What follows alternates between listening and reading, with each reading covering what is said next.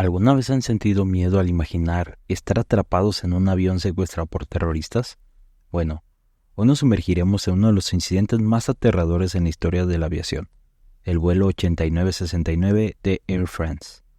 Prepárense para adentrarse en una crónica de suspenso y valentía, mientras exploramos los momentos de angustia y lucha por la supervivencia en medio del caos. Así que, abróchense los cinturones y prepárense para revivir esta impactante historia que desafió al mundo entero. Soy Aldo Navarrete y esto es Historias Nocturnas. Como ya sabrán, este episodio está siendo grabado en The Coffee 39, una cafetería muy bonita ubicada en León, Guanajuato. Como siempre, les recuerdo que tienen un menú variado y delicioso, con muchas opciones desde bebidas frías, calientes, con o sin café, tés, tisanas, y para estos tiempos de calor, de verdad que una bebida helada, una fría, está apenas súper bien.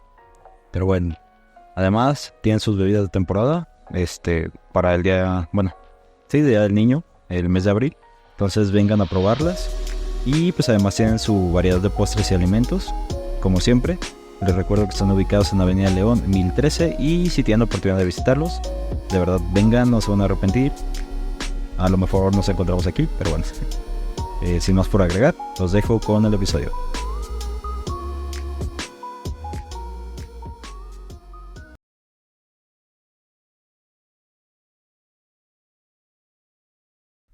En 1994, Argelia vivía el tercer año de una violenta guerra civil entre el gobierno y una combinación de distintos grupos rebeldes islamistas.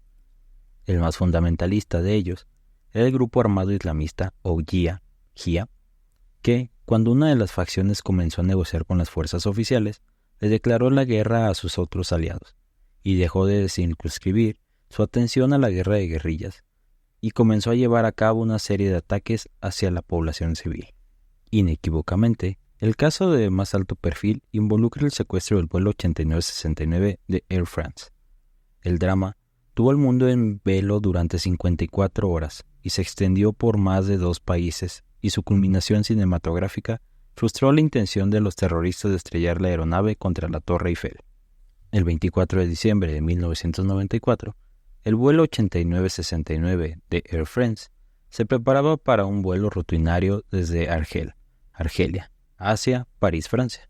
Sin embargo, lo que comenzó como un día común en el aeropuerto, pronto se convertiría en una pesadilla, cuando los 4 terroristas disfrazados de oficiales de policía abordaron un Airbus 330 con 220 pasajeros y 12 tripulantes.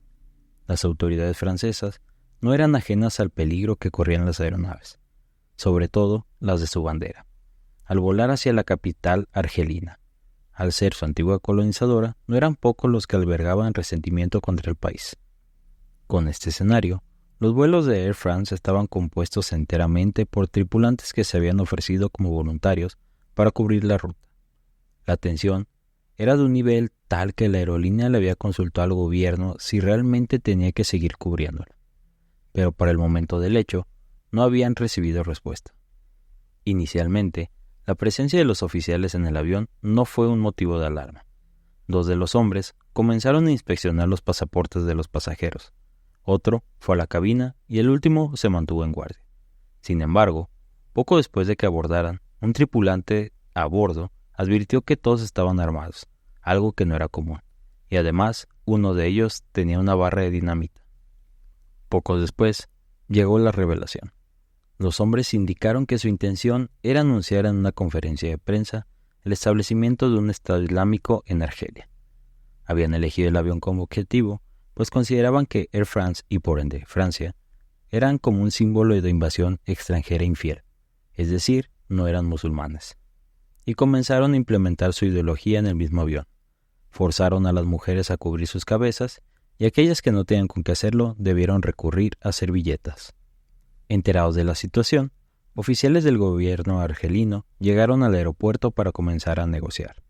Los secuestradores, quienes usaban al capitán de vuelo como portavoz, demandaron la liberación de 2 de sus referentes políticos. El ministro del Interior del país exigió a cambio que ellos comenzaran a liberar ancianos y niños. Luego de 2 horas, los secuestradores desistieron en su pedido inicial y dijeron al capitán que emprendiera vuelo hacia París, donde querían hacer el anuncio. No obstante, les indicó que esto no era posible, porque había escaleras unidas a la aeronave y patrullas que bloqueaban la pista. Los terroristas demandaron que se cumplieran sus demandas, pero ante la negativa del gobierno, seleccionaron un pasajero, un oficial de policía argelino, y lo ejecutaron en las mismas escaleras. Sin obtener resultados, hicieron lo mismo con otro. Ante la escalada de la situación, el gobierno francés solicitó enviar agentes propios para resolver el asunto, pero su homólogo se negó, diciendo que no permitiría que fuerzas externas se involucraran en un conflicto interno. El jefe de Estado francés, Édouard Balladur, expresó después que sentía que esto no debía ser así, a que el avión era de bandera francesa, lo mismo que casi un tercio de los pasajeros. Durante la noche, Balladur recibió permiso de las autoridades españolas para que fuerzas nacionales arribaran al país, ubicado más cerca de Argelia. Durante el trayecto, se familiarizaron con las dimensiones del Airbus 330 y se prepararon para un eventual asalto. Al día siguiente, los secuestradores liberaron a decenas de pasajeros, principalmente mujeres, niños y enfermos, esto sin exigir nada a cambio. También ofrecieron lo mismo a los argelinos, pero estos se negaron.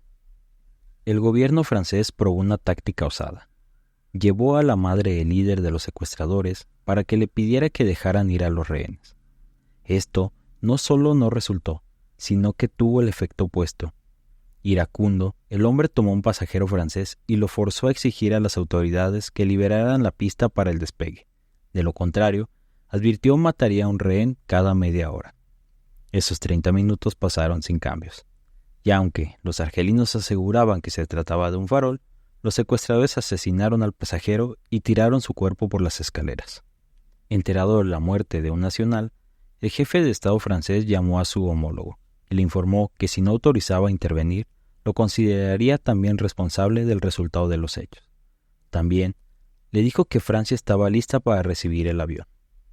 La aeronave no contaba con suficiente combustible para llegar a París, debido a que había consumido parte de él durante las horas desde el comienzo del secuestro. En consecuencia, cambiaron el rumbo hacia Marsella, para hacer una recarga y luego ir a la capital. Las fuerzas especiales que se encontraban en España también enfilaron hacia allá.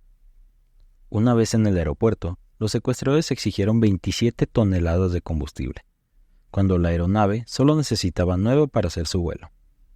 Con base en ello, las autoridades concluyeron que el objetivo real no consistía en anunciar la creación del Estado Islámico, sino convertir el avión en una bomba, y esa bomba, se supo después, sería detonada en la Torre Eiffel. Al día siguiente, los terroristas demandaron que se les permitiera despegar en un plazo de 2 horas. Las fuerzas francesas ganaron tiempo mediante la provisión de agua y comida, el vaciamiento de los baños y la limpieza general de la cabina. Quienes lo hicieron, no obstante, eran agentes de los servicios especiales disfrazados que, durante el operativo, advirtieron que las puertas no estaban bloqueadas ni tenían explosivos. A su salida, plantaron micrófonos. La parte final del operativo comenzó pocos después. Las autoridades preguntaron a los secuestradores si no preferían dar la conferencia en Marsella, considerando que los principales medios mundiales también contaban con oficinas allí. Ellos accedieron a hacerlo, pero dentro del avión, por lo que los negociadores pidieron que liberaran la parte delantera. Sin embargo, los secuestradores comenzaron a inquietarse a medida que el tiempo transcurría sin que llegara la prensa. Frustrado, el líder volvió al plan original y forzó al piloto a mover la aeronave, pero como no recibió el combustible demandado, volvió a la cabina para buscar una cuarta persona a la que matar. El elegido fue el miembro más joven de Air France. Finalmente, tomaron otro rumbo, abrieron la puerta y abrieron fuego hacia la torre de control, donde se encontraban los negociadores. Y ahí, el líder de las fuerzas especiales dio la orden de comenzar el operativo. Grupos de agentes ingresaron a la aeronave por distintos puntos. Unos liberaron a los rehenes y otros atacaron a los secuestradores. El intercambio fue feroz.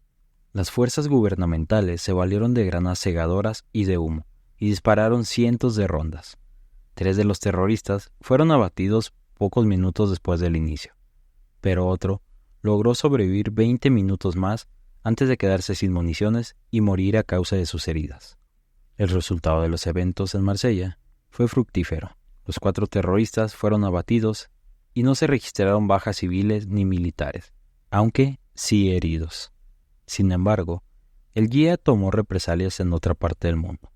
Horas después de su conclusión, otro grupo terrorista asesinó a 4 sacerdotes romanos en Argelia. 3 de ellos eran franceses y 1 belga. Los hechos mantuvieron en vela al mundo y pasaron a formar parte de la historia, tanto francesa como global. A lo largo de los años, se produjeron numerosas dramatizaciones y documentales, entre los que se destacan el documental de la BBC llamado Era de Terror y una película francesa, El Asalto, que contó con la asesoría de las fuerzas especiales del país que llevaron a cabo el operativo, la tripulación del vuelo y los agentes que participaron de los hechos recibiendo altas condecoraciones del gobierno francés. Como conclusión, podemos decir que el vuelo 8969 de Air France dejó una marca imborrable en la historia de la aviación y en la memoria de aquellos que vivieron ese día de terror. Aunque el tiempo ha pasado, el recuerdo de aquellos momentos de angustia y valentía sigue vivo en los corazones de quienes los presenciaron. Gracias por acompañarme en este viaje a través de uno de los capítulos más oscuros de la aviación moderna. No olviden seguirnos y calificar en Spotify, iHeartRadio, Amazon Music y ahora también en YouTube. Yo soy Aldo Navarrete y esto ha sido Historias Nocturnas.